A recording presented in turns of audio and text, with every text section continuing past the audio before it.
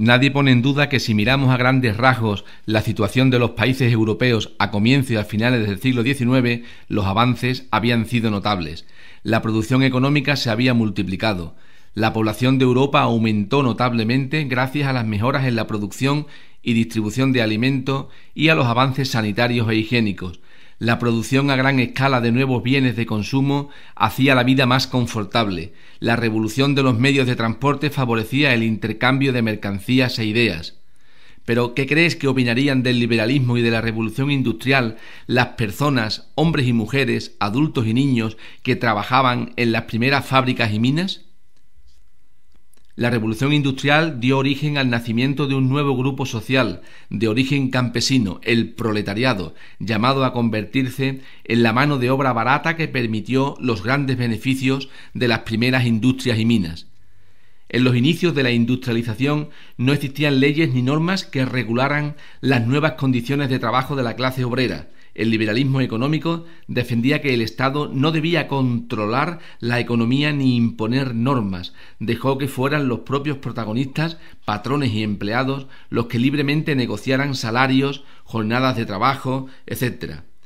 La jornada laboral de trabajo en las primeras fábricas y minas duraba entre 12 y 14 horas y los salarios de la clase obrera eran tan bajos como alguien pudiera llegar a aceptar. El trabajo de los niños era imprescindible para la supervivencia de la familia. Desgraciadamente, los obreros y obreras de los primeros tiempos de la revolución industrial no tenían ningún derecho.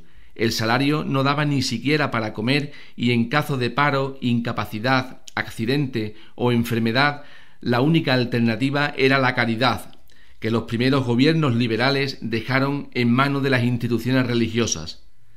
A comienzos del siglo XIX, las ciudades se fueron poblando de fábricas, sobre todo las ciudades industriales como las inglesas.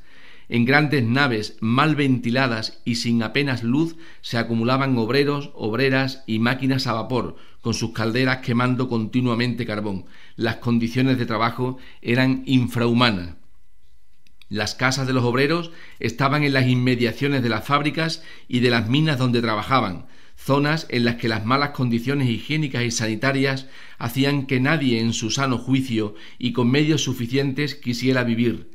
La mayoría de las veces la vivienda era una habitación pequeña, con poca luz, mal ventilada y sin más muebles que unos camastros, unas sillas y una mesa.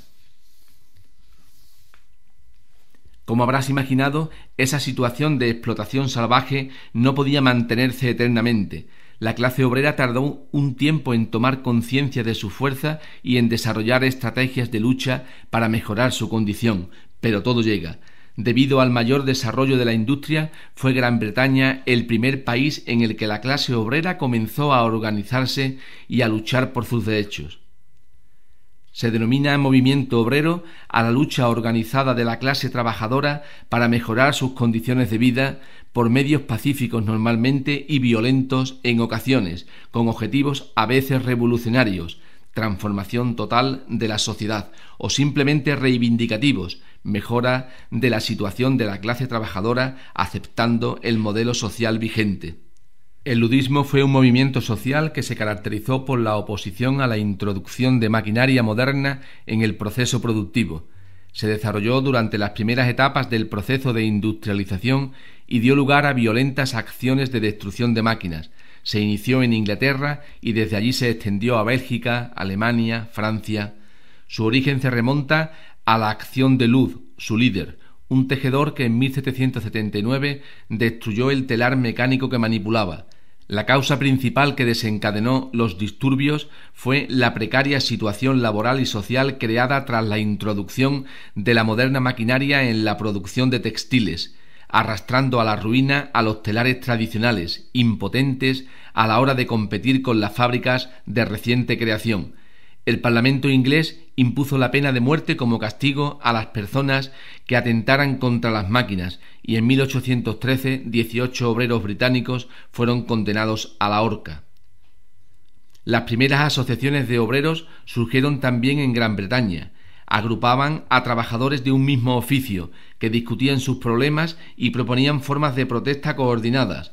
Estas primeras asociaciones obreras nacieron a comienzos del siglo XIX y se denominaron trade unions, sindicatos de oficio. Los primeros sindicatos de oficio ingleses empleaban la huelga como arma para luchar por una mejora de las condiciones laborales de las clases trabajadoras, pero tuvieron que desarrollarse de forma clandestina, ya que de inicio el gobierno británico las consideró ilegales y persiguió a sus miembros. A partir de 1825, los sindicatos ingleses serán legalmente reconocidos y se inicia el sindicalismo moderno, cuyo objetivo es también luchar por la mejora de las condiciones laborales de las clases trabajadoras. No tenía reivindicaciones políticas. La palabra cartismo procede de la Carta del Pueblo, documento enviado al Parlamento británico en 1838, en el que se reivindicaba el sufragio universal masculino y la supresión del certificado de propiedad como requisito para formar parte del Parlamento. Los defensores del cartismo pensaban que cuando los trabajadores alcanzasen el poder político podrían adecuar las leyes a sus intereses de clase. Hubo que esperar hasta 1918 para que Gran Bretaña concediera el derecho a todos los hombres, todavía no a las mujeres.